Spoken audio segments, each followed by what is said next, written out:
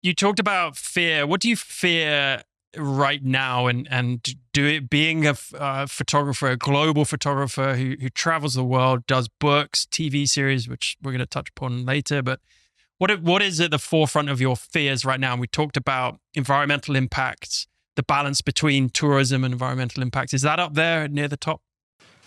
Definitely. Uh, it's no mystery the oceans are rising, the earth is warming. I think if I was a young man that had aspirations of having children, I'd be concerned about that because what kind of life are your children going to live if things keep going on the same trajectory? I also am aware that there's a lot of smart people and NGOs that are out there working on behalf of everybody. They don't make the news. You know, the old term, if it bleeds, it leads. We tend to hear the negative rather than the positive stories. In fact, the most recent book that I've done is called Wild Lives. And in part, it was done because people are overwhelmed with COVID and Earth and politics and war.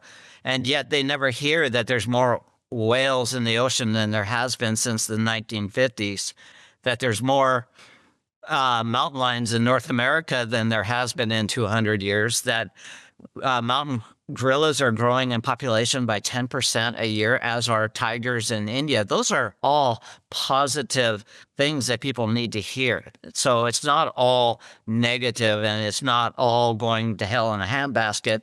And there's a lot of NGOs working on behalf of the greater good.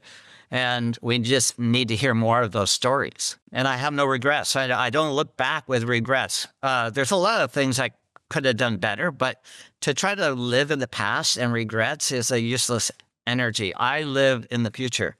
I'm working on books that will see the light of day in a year or two. So everything's about what's next rather than what was. How do you see the role of photography in that conservation effort, if photography has a role at all? It definitely does. The written word is very powerful, but one single salient photo can move a lot more people. And so I've seen it with my own work and in my colleagues' work that photos are right in your face. People identify with the image. And so I see a huge role for photography, not only in saving lives of people that are in conflict, but also animals at risk and environments at risk. And so it takes somebody to go there and to bring back and show the world what just written words would not have the same impact on the average human. Yeah, another quote I found of yours was this: "It is in the wild places where the edge of the earth meets the corners of the sky, the human spirit is fed," which I thought was extremely powerful, certainly for someone who's enjoys being in nature and wildlife. How does that belief kind of drive your work in raising awareness about environmental issues and so on?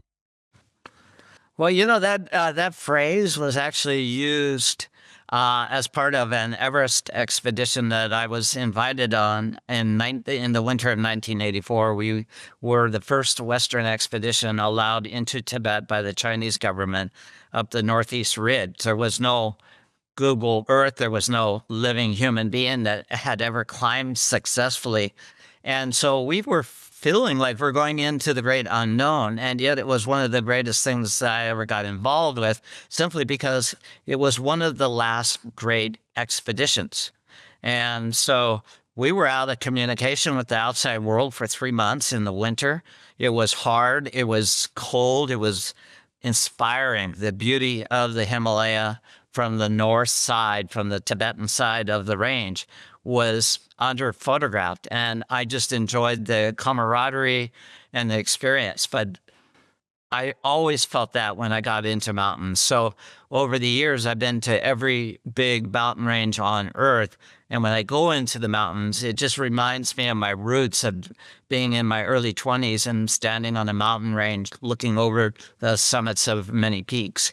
But I think that spirit was implicit in Western culture, especially in the United States, where we started on the East Coast, and the people that were the outliers kept moving west until we hit where I live right here on the west coast of North America.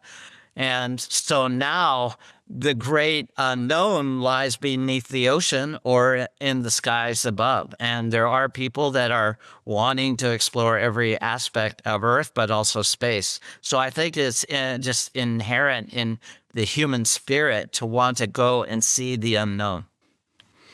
I don't think that actually answered specifically your question, but that is really the origin of that phrase. Yeah, no, I love it, and I didn't know it was from so long ago, so that adds even more gravitas to it, and yeah, that's wonderful.